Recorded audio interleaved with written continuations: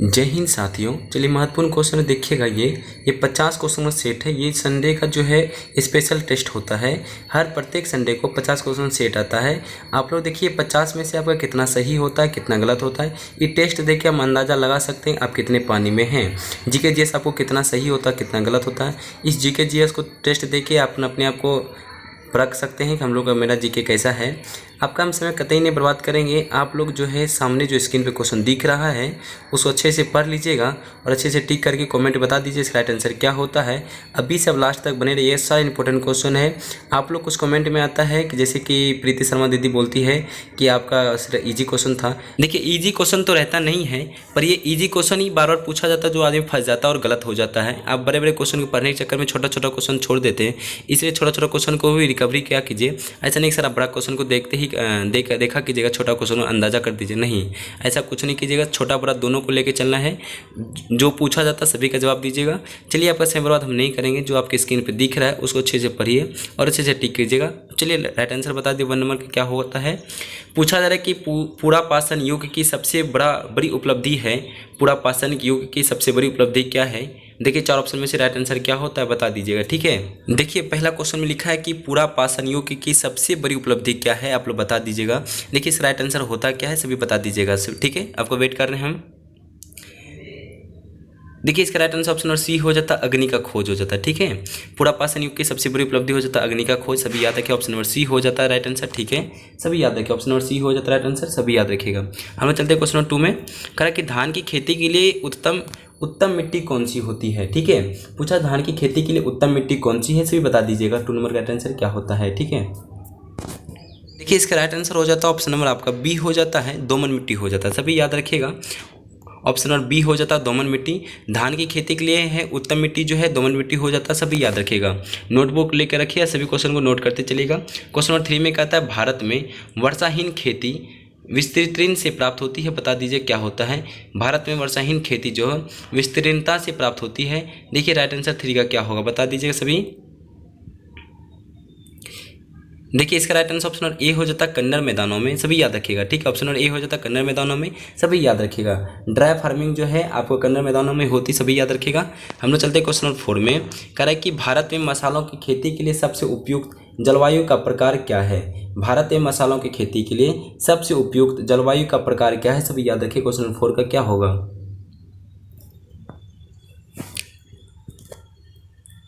इसका देखिए right answer हो जाता है ऑप्शन नंबर बी हो जाता है गर्म तथा आर्द्र हो जाता है। आप सभी याद रखिए ऑप्शन नंबर बी हो जाता है, ठीक है। भारत में मसालों की खेती के लिए सबसे उपयुक्त जलवायु जो प्रकार है इसका हो जाता है गर्म तथा आर्द्र हो जाता है। ऑप्शन नंबर बी होता है राइट आंसर, ठीक है। चलिए याद रखिएगा। क्वेश्चन नंबर 5 में देखिएगा मानव निर्मित प्रथम कृत्रिम रेशे थे। मानव निर्मित जो है प्रथम कृत्रिम रेशे थे, सभी बता दीजिए राइट आंसर क्या होता है। 5 नंबर का क्या होगा बता दीजिएगा 5 का। देखिए इसका राइट ऑप्शन नंबर ए हो जाता है रेयॉन हो जाता है, सभी याद रखिएगा, ठीक है। मानव निर्मित प्रथम कृत्रिम जो रेशे है रेयॉन हो जाता है, सभी याद रख लीजिएगा, ठीक है। क्वेश्चन नंबर देखिए 6 का, देखिए क्वेश्चन राइट आंसर क्या होगा 6 का। कह रहा है कि जामिया गणराज्य के राष्ट्रपति का नाम बताइए जिन्होंने हाल ही में भारत का दौरा किया था, सभी याद रखिएगा। इंपॉर्टेंट क्वेश्चन है ये करंट अफेयर से है, ठीक है।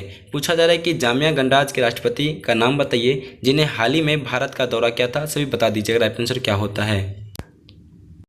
देखिए इसका right answer option number C हो जाता है एडगर चगवा लुगु हो जाता है, सभी याद रखिएगा। ऑप्शन नंबर सी हो जाता है, ठीक है। पूछा जा जाम्बिया गणराज्य के राष्ट्रपति थे एडगर चगवा लुगु थे, सभी याद रखिएगा, ठीक है। ये भारत का दौरा जो हाल ही में किए थे, सभी याद रखिएगा, ठीक है। क्वेश्चन नंबर 7 में देखिए क्वेश्चन कहता है 7 में भारत में किस राज्य के राज्यपाल की संवैधानिक स्थिति क्या है। भारत में किस राज्य के राज्यपाल की संवैधानिक स्थिति क्या है, सभी बता दीजिए राइट आंसर क्या होता है 7 नंबर का।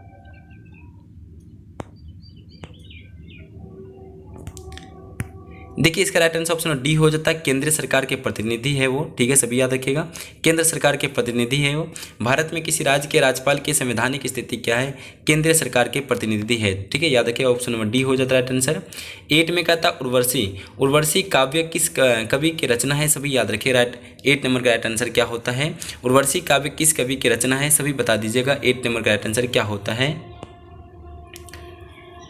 देखिए इसका राइट आंसर हो जाता है option number C, Ramdhari Singh Dinkar है। उर्वशी जो काव्य है रामधारी सिंह दिनकर का है, सभी याद रखिएगा। ठीक है, बहुत अच्छा क्वेश्चन था, नोट कर लीजिए कॉपी में। उर्वशी काव्य जो कवि है, रचना है रामधारी सिंह दिनकर थे, सभी याद रखिए। ऑप्शन नंबर बी हो जाता है आंसर। ठीक है, हम लोग चलते हैं 9 नंबर में। 9 नंबर कहता है कि भरतनाट्यम किस राज्य का प्रमुख शास्त्रीय नृत्य है, सभी को पता ही होगा। तो चलिए इसको बता दिए, राइट आंसर क्या होता है 9 नंबर का। भरतनाट्यम किस राज्य का प्रमुख शास्त्रीय नृत्य है, सभी याद रखिएगा, बता दीजिए राइट आंसर क्या होता है।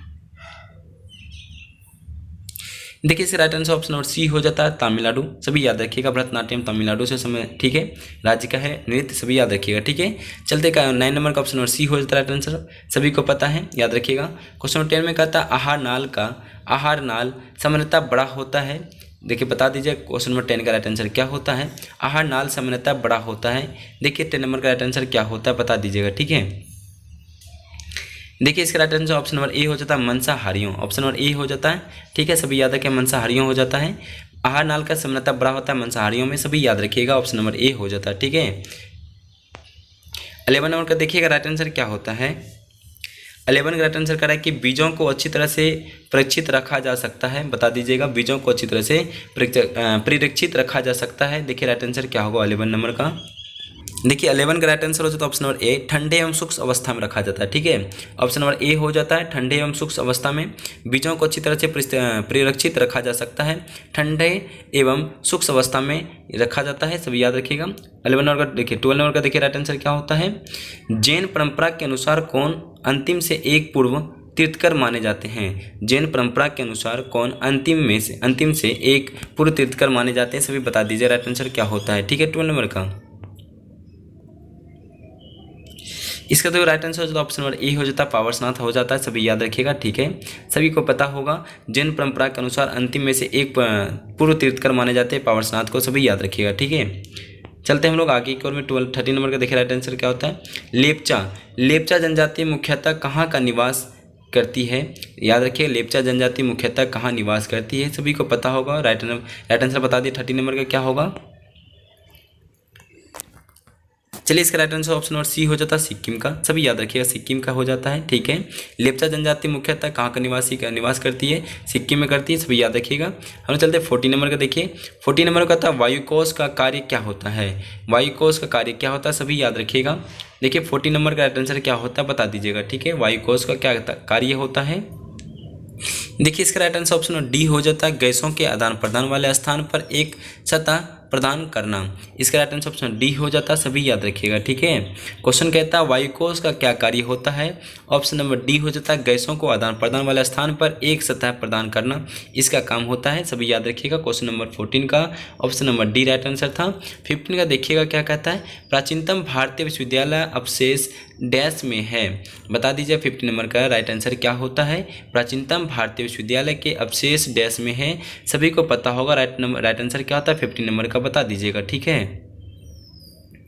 देखिए इसका राइट आंसर ऑप्शन बी हो जाता है तक्षशिला हो जाता है, सभी याद रखिएगा। ठीक है, इसका जो राइट आंसर हो जाता है तक्षशिला हो जाता है, सभी याद रखिएगा। 15 नंबर का ऑप्शन बी हो जाता है। 16 नंबर का देखिए राइट आंसर कहता है निम्नलिखित व्यक्तियों में से किसने 1943 ईस्वी में सुभाष चंद्र बोस को सिंगापुर में INA बनाने में सहायता की थी। देखिए अच्छा क्वेश्चन, सभी को याद रखना चाहिए। कहा कि निम्नलिखित व्यक्तियों में से किसने 1943 ईस्वी में सुभाष चंद्र बोस को सिंगापुर में INA बनाने में सहायता की थी, सभी को याद रखना चाहिए। 60 नंबर का राइट आंसर क्या होता है, सभी को पता होगा, बता दीजिएगा। ठीक है, देखिए इसका right answer option number B हो जाता है कैप्टन मोहन सिंह हो जाता है। ठीक है, सभी याद रखिएगा, कैप्टन मोहन सिंह हो जाता है, सभी को पता होगा, याद रख लीजिएगा, लिख लीजिए कॉपी में, नोट कर लीजिए। ठीक है, 17 नंबर का देखिए राइट आंसर क्या कहता है।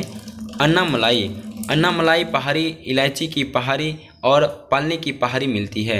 अन्नामलाई की पहाड़ी, इलायची की पहाड़ी और पालने की पहाड़ी मिलती है, बता दीजिएगा राइट आंसर क्या होता है 17 नंबर का। देखिए इसका हो जाता है ऑप्शन नंबर ए हो जाता है अन्नामलाई में। ठीक है, सभी को पता होगा, ऑप्शन नंबर ए हो जाता है राइट आंसर, अन्नामलाई में मिलता है, सभी को पता होगा। हम लोग चलते हैं 18 नंबर का। 18 नंबर का राइट आंसर क्या कहता है, देखिए देख लीजिएगा। निम्नलिखित आदिवासी समुदाय में से कौन सा निग्रेटो प्रजाति का है, सभी को पता होगा, राइट आंसर क्या होता है। 18 नंबर का क्वेश्चन देखिएगा, निम्नलिखित आदिवासी समुदाय में से कौन सा निग्रेटो प्रजाति का है, सभी को पता है। 18 नंबर का राइट आंसर क्या होता है, बता दीजिएगा। ठीक है, देखिए 18 नंबर का राइट आंसर हो जाता है आप लोग का सी हो जाता है, सिमोंग हो जाता है, सभी को पता होना चाहिए। इसका ऑप्शन नंबर सी हो जाता है, सिमोंग हो जाता है। ठीक है, पूछा जा रहा है क्या, आदिवासी समुदाय में से कौन सा निग्रोड प्रजाति का है, सिमोंग प्रजाति का। सभी को याद रखिएगा 18 नंबर का राइट आंसर सी हो जाता है। ठीक है, हम लोग चलते हैं 19 नंबर का। 19 नंबर का देखिएगा, उलादीन खिलजी। उलादीन खिलजी के आक्रमण के समय चित्तौड़ का शासक कौन था।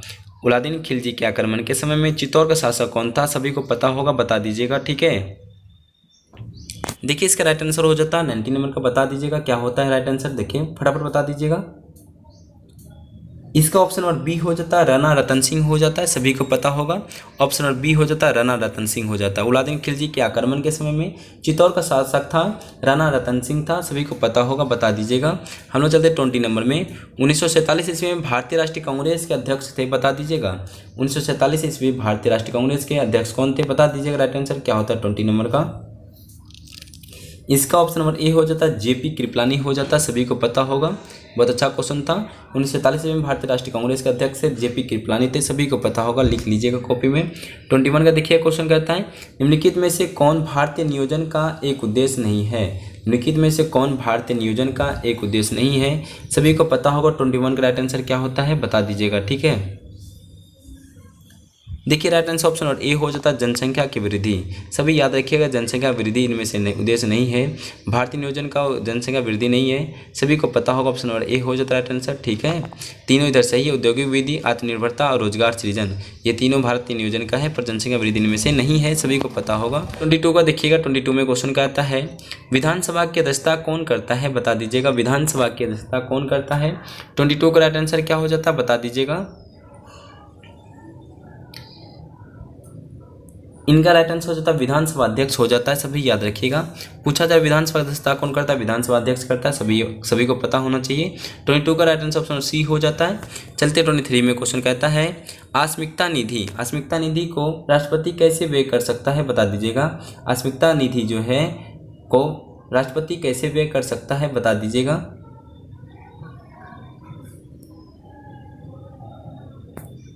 देखिए इससे राइट आंसर ऑप्शन सी हो जाता है, संसदीय स्वीकृति के पूर्व। ठीक है, इसका जो है राष्ट्रपति व्यय कर सकता है, संसदीय स्वीकृति के पूर्व कर सकता है, इससे पहले नहीं, सभी को पता होगा। ऑप्शन नंबर सी हो जाएगा। पूछा जा रहा है 24 में, दक्षिण भारत का प्रथम शासक वह कौन था जो कभी भी अंग्रेजों से पराजित नहीं हुआ है। दक्षिण भारत का प्रथम शासक वह कौन था जो कभी भी अंग्रेजों से पराजित नहीं हुआ है, बता दिए। राइट आंसर क्या हो जाता है, इसका हो जाता है right answer option number D हो जाता है, हैदर अली। सभी को याद रखना चाहिए, हैदर अली हो जाता है। दक्षिण भारत का प्रथम शासक था जो कि कभी भी अंग्रेजों से पराजित नहीं हुआ था, हैदर अली, सभी को पता होगा, याद रख लीजिएगा।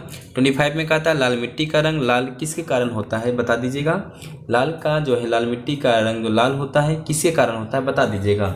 25 का राइट आंसर क्या होता है, सभी को पता होगा।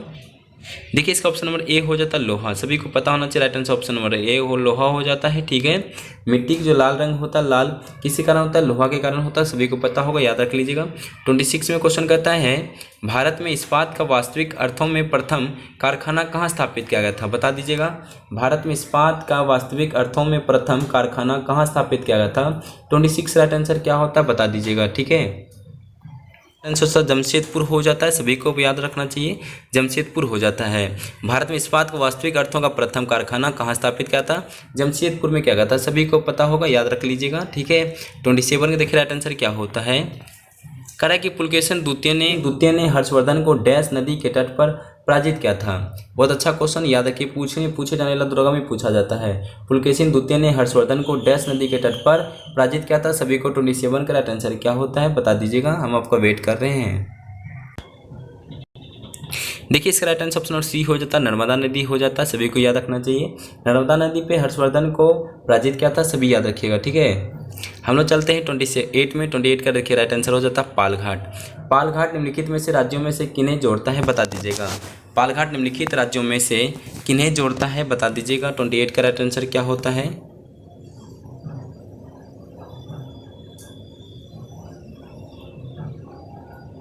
देखिए इसका राइट आंसर हो जाता है, केरल और तमिलनाडु हो जाता है, सभी को याद रखना चाहिए, केरल तमिलनाडु हो जाता है। पालघाट जो है केरल और तमिलनाडु को जोड़ता है, सभी याद रखिएगा। ठीक है, 29 का देखिए क्वेश्चन कहता है, भारत में स्वराज आंदोलन शुरू किया गया था, बता दीजिएगा। भारत में स्वराज आंदोलन शुरू किया गया था, क्या होगा राइट आंसर, बता दिए 29 का। इसका जो राइट आंसर ऑप्शन सी हो जाता है, मोतीलाल नेहरू और चित्तरंजन दास हो जाता है, सभी याद रखिएगा, ठीक है। मोतीलाल नेहरू और चित्तरंजन दास हो जाता है। स्वराज पार्टी का शुरू किसने किया था? मोतीलाल नेहरू और चित्तरंजन दास हो जाता है। राइट आंसर सभी याद रखिएगा, सी नंबर हो जाएगा ऑप्शन नंबर 30 का। देखिएगा वॉलीबॉल में एक सेट कितने पॉइंट का होता है बता दीजिएगा। वॉलीबॉल जो है एक सेट में कितने पॉइंट का होता है? तो 30 नंबर का राइट आंसर क्या होता है बता दीजिए सभी, ठीक है। आपका वेट कर रहे हैं समय का। देखिए इसका राइट आंसर ऑप्शन और सी हो जाता है 15 पॉइंटों का, ठीक है। 15 पॉइंटों का एक सेट किया जाता है वॉलीबॉल में, ठीक है। सभी याद रखिएगा, वॉलीबॉल एक सेट कितने पॉइंटों का होता है? 15 पॉइंटों का होता है, सभी याद रखिएगा। हम 31 में चलते हैं। कह रहा है कि कौन सा बंदरगाह भारत के पश्चिमी किनारे पर स्थित है? कौन सा बंदरगाह भारत के पश्चिम किनारे पर स्थित है बता दीजिएगा सभी। इसका राइट आंसर ऑप्शन ए हो जाता है कांडला, सभी याद रखिएगा, कांडला हो जाता है। कौन सा बंदरगाह भारत के पश्चिमी किनारे पर स्थित है? कांडला स्थित है, सभी याद रखिएगा। हम लोग चलते हैं 32 में। देखिए राइट आंसर क्या होता है? कोशिका में राइबोसोम का क्या कार्य होता है? कोशिका में राइबोसोम का क्या कार्य है, सभी बता दीजिए। 32 का राइट आंसर क्या होता है? देखिए इस राइट आंसर ऑप्शन डी हो जाता है प्रोटीन संश्लेषण में सहायता करना। ऑप्शन नंबर डी हो जाता है प्रोटीन संश्लेषण, ठीक है, सहायता करना हो जाता है। कोशिका में राइबोसोम का कार्य होता है प्रोटीन संश्लेषण में सहायता करना, सभी याद रखिएगा। बहुत अच्छा क्वेश्चन है, राइबोसोम का कार्य क्या क्या होता है सभी बता दीजिएगा, ठीक है। हम लोग चलते हैं 33 में, याद रखिएगा। देखिए भारत में पार्लियामेंट का उद्घाटन किस सन में हुआ था बता दीजिएगा। 33 में क्वेश्चन कहता है भारत का पार्लियामेंट का उद्घाटन किस सन में हुआ था बता दीजिएगा। बहुत अच्छा क्वेश्चन है। क्वेश्चन हो जाता है ऑप्शन नंबर सी बी हो जाता है 1927 हो जाता है, सभी याद रखिए। ऑप्शन नंबर बी हो जाता है पार्लियामेंट का उद्घाटन 1927 में होता है, सभी याद रखिए। भारत के पार्लियामेंट का उद्घाटन किस सन में हुआ था? 1927 में हुआ था। 33 का राइट आंसर ऑप्शन बी हो जाता है, सभी को याद रखना चाहिए, ठीक है। देखिए अब टाइपिंग तो मिस्टेक हो गया है। ईसा मसीह को सूली पर किस दिन चढ़ाया गया था, सभी याद रखिएगा। नदी का जगह दिन होना चाहिए, तो मिस्टेक हो गया टाइपिंग में, सभी याद रखिएगा। ये आपके यहाँ पे दिन हो जाता है, ठीक है। पूछा जा रहा है कि ईसा मसीह को सूली पर किस दिन चढ़ाया गया था, बता दिए। 34 का राइट आंसर क्या होता है? देखिए इसका राइट आंसर हो जाता है गुड फ्राइडे के दिन चढ़ाया गया था, ठीक है, सभी याद रखिए। गुड फ्राइडे के दिन चढ़ाया गया था। ईसा मसीह को सूली पर किस दिन चढ़ाया गया था? गुड फ्राइडे के दिन चढ़ाया गया था, सभी याद रखिएगा। हम लोग चलते हैं 35 में। 35 का क्वेश्चन कहता है पूर्ण स्वराज की घोषणा के बाद प्रथम स्वतंत्रता का दिवस कब मनाया गया था? पूर्ण स्वराज की घोषणा के बाद प्रथम स्वतंत्रता दिवस कब मनाया गया था? देखिए 4 ऑप्शन में से राइट आंसर क्या होगा।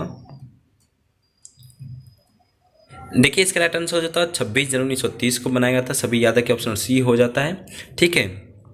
26 जनवरी 1930 को मनाया जाता है। पूर्ण स्वराज की घोषणा क्या था उसमें, ठीक है, सभी याद रखिएगा। इसका राइट आंसर 1900 क्या हो जाता है? 30 हो जाता है। 26 जनवरी 1930 को सभी याद रखिएगा। हम लोग 36 में चलते हैं। 36 में कहता है लोकसभा एवं राज्यसभा में भारत के राष्ट्रपति द्वारा मनोनीत सदस्यों की कुल संख्या कितना हो सकता है? देखिए लोकसभा और राज्यसभा के बारे में पूछा जा रहा है, दोनों मिला के भारत के राष्ट्रपति के द्वारा मनोनीत सदस्यों की कुल संख्या कितना होता है बता दीजिएगा। इस तरह में से तो 12 ही होता है सदस्य जो कि राष्ट्रपति के द्वारा चुना जाता है बड़ा आदमी को, पर इससे देखिए राइट आंसर क्या होता है बता दीजिएगा। हम आपका वेट कर रहे हैं। इसका देखिए राइट आंसर ऑप्शन बी हो जाता है 14, ठीक है। ऐसे तो 12 ही चुना जाता है, 2 प्लस हो जाता है 14 हो जाता है, ठीक है।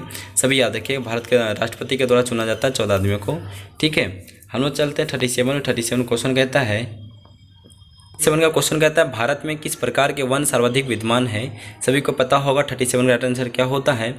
भारत में किस प्रकार के वन सर्वाधिक विद्यमान है बता दीजिएगा। 37 का राइट आंसर क्या होता है? आपका वेट कर रहे हैं समय का। देखिए इसका right answer option number A हो जाता है उष्ण कटिबंधीय पतझड़ हो जाता है, ठीक है। Right answer option number A हो जाता है उष्ण कटिबंधीय पतझड़ हो जाता है, ठीक है। भारत में किस प्रकार के वन सर्वाधिक विद्यमान है? उष्ण कटिबंधीय पतझड़ हो जाता है, सभी ऑप्शन नंबर ए हो जाता है, सभी याद रखिएगा।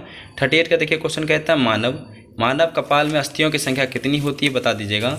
मानव कपाल में अस्थियों की संख्या कितनी होती है? सभी को पता होना चाहिए, सभी को याद रखना चाहिए। सब बहुत अच्छा इजी क्वेश्चन है पर पूछा जाता है। मानव कपाल में अस्थियों की संख्या कितनी होती है बता दीजिए। राइट आंसर क्या होता है, ठीक है। इसका देखिए right answer option number B हो जाता है 8, ठीक है। ये 8 हड्डियाँ होता है, सभी याद रखिएगा।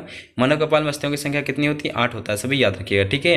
हम चलते हैं 39 में। देखिए 39 का क्वेश्चन कहता है इनमें से कौन सा एक सही सुमेलित नहीं है बता दीजिएगा। इनमें से कौन से एक सही सुमेलित नहीं है बता दीजिए। राइट आंसर क्या हो जाता है, ठीक है। पूछा जा रहा है देखिए इसका राइट आंसर ऑप्शन और ए हो जाता, जो कि सुमेलित नहीं है। दक्षिण पश्चिम वायु कमान जो है मुंबई में नहीं है, ये जो है गलत हो जाता ऑप्शन। इधर तीनों तीन ऑप्शन सही है। पूर्वी वायु कमान जो है शिलोंग में है, मध्य वायु कमान जो है इलाहाबाद में, पश्चिमी वायु कमान जो है दिल्ली में है। ठीक है, तीनों के तीनों सही है। ऑप्शन नंबर ए जो गलत हो जाता है, दक्षिण पश्चिम वायु जो कमान है वो गांधीनगर में है। इसका राइट आंसर ऑप्शन हो जाता है, इसका गांधीनगर हो जाता है, सभी याद रखिएगा। ठीक है, इसका राइट आंसर क्या होता है, गांधीनगर हो जाता है, सभी लिख के याद कर लीजिएगा। इनका जो गांधीनगर हो जाता है, ठीक है, कॉपी में नोट कर लीजिएगा। दक्षिण पश्चिम वायु कमान जो है गांधीनगर में है। ठीक है, पूर्वी का वायु कमान जो है शिलोंग में है, मध्य वायु कमान इलाहाबाद में, पश्चिमी वायु कमान जो है दिल्ली में। इस कॉपी में नोट करके लिख के रख लीजिए, याद कर लीजिएगा। 40 में देखिएगा लैटिन भाषा में सदिश शब्द का आ से क्या होता है बता दीजिएगा। लैटिन भाषा में सदिश शब्द का आ से क्या होता है। 40 नंबर का राइट आंसर देखिए, बता दीजिए क्या होता है राइट आंसर। 40 में जो है ऑप्शन नंबर सी हो जाता है वाहक, सभी याद रखिए, वाहक हो जाता है सभी को। ठीक है, लैटिन भाषा का शब्द कौन सा है, सदिश का वाहक हो जाता है, सभी याद रखिएगा। ठीक है, चलते हैं हम लोग 41 में। 41 का देखिए क्वेश्चन कहता है जल का शुद्धतम रूप क्या होता है। ये कल के सेट में भी क्वेश्चन था, जल का शुद्धतम रूप क्या है, आपको रिवीजन करने के लिए दे दिया गया इसमें से। देखिए इसका राइट हो जाता है ऑप्शन नंबर जल हो जाता है, सभी याद रखिएगा। ऑप्शन नंबर डी हो जाता है आशुत जल हो जाता है, सभी याद रखिएगा। जल का शुद्धतम रूप हो जाता है आशुत जल हो जाता है, सभी याद रखिएगा। 42 में देखिए क्वेश्चन कहता है भारत में किस राज्य में सर्वाधिक खनिज संसाधन पाए जाते हैं। भारत के किस राज्य में सर्वाधिक खनिज संसाधन पाए जाते हैं, बता दीजिएगा। कल के क्वेश्चन में था ये, आप लोग कल क्लास किए होंगे तो बता ही दीजिएगा राइट आंसर क्या होता है इसका देखिए राइट आंसर ऑप्शन बी हो जाता है झारखंड हो जाता है। ठीक है, सभी याद रखिए, झारखंड हो जाता है। भारत के किस राज्य में सर्वाधिक खनिज संसाधन पाए जाते हैं, झारखंड में पाए जाते हैं, सभी याद रखिएगा। देखिए 43 का क्वेश्चन कहता है उत्पाद की दृष्टि से भारत का प्रमुख खदान क्या हो जाता है, सभी को याद रखना चाहिए। 43 का राइट आंसर क्या होगा। इसका जो राइट आंसर ऑप्शन सी हो जाता है चावल हो जाता है, सभी को याद रखना चाहिए, चावल होगा। उत्पादन की दृष्टि से भारत का प्रमुख खदान चावल हो जाता है। 44 का देखिए राइट आंसर क्या होता है। 44 में पूछा जा रहा है ताला कुंजी का सिद्धांत द लॉक एंड की प्रिंसिपल संबंधित है, बता दीजिएगा। 44 का राइट आंसर क्या होता है।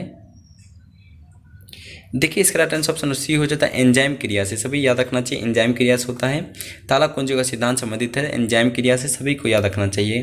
45 में देखिए क्वेश्चन कहता है सदीर किस नृत्य शैली का प्राचीन नाम है, बता दीजिएगा। सदीर किस नृत्य शैली का प्राचीन नाम है, बता दीजिए। 45 में राइट आंसर क्या होगा।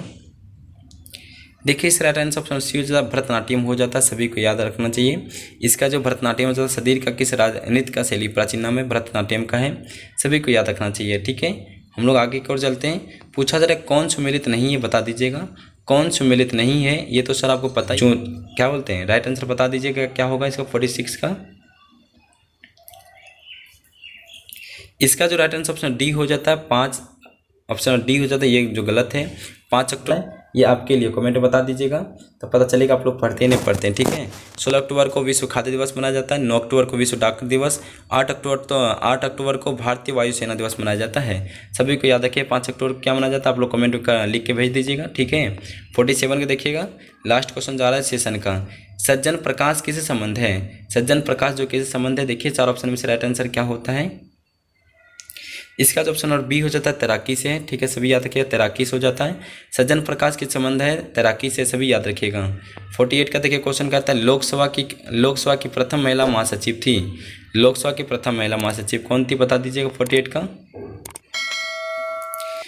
देखिए इसका राइट आंसर ऑप्शन बी होता है स्नेहलता श्रीवास्तव हो जाता है, स्नेह श्रीवास्तव हो जाता है। ठीक है, याद रखिएगा, ऑप्शन बी हो जाता है स्नेहलता श्रीवास्तव आंसर होगा, राइट आंसर ऑप्शन बी हो जाता है।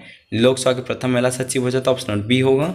49 के देखिए क्वेश्चन कहता है मोसाद किस देश का गुप्तचर संस्थान है, बता दीजिएगा। मोसाद किस देश का गुप्तचर संस्थान है। 49 का राइट आंसर क्या होता है, बता दीजिएगा। देखिए ऑप्शन और ए हो जाता है इजराइल, सभी याद रखिए, इजराइल हो जाता है। मोसाद जो है किस देश का गुप्तचर संस्थान है, इजराइल का, सभी को याद रखना चाहिए, ऑप्शन ए हो जाता है। लास्ट क्वेश्चन सेशन 50 में से देखिए राइट आंसर क्या होगा। भारतीय रिजर्व बैंक के पहले गवर्नर कौन थे। देखिए ये क्वेश्चन तो बहुत इंपॉर्टेंट है, पर ये आप लोग के लिए छोड़ देते हैं। भारतीय रिजर्व बैंक का पहले गवर्नर कौन है, इनको बता दीजिएगा, ये आपके लिए है, ये आप लोग बता दीजिएगा। सेशन कैसा लगा आप लोग बता दीजिएगा। ठीक है, 50 में से आपका कितना सही हुआ ये भी बता दीजिएगा और अपने दोस्तों के साथ शेयर कर दीजिए जो कि बिहार पुलिस की तैयारी कर रहे हैं, उनको भी बोल सकते हैं, कन्विंस कर सकते हैं। ये चैनल बहुत अच्छा अच्छा क्वेश्चन लाता है, उनको बता दीजिए और अपने दोस्तों के साथ शेयर करके चैनल को सब्सक्राइब करवा दीजिएगा। धन्यवाद।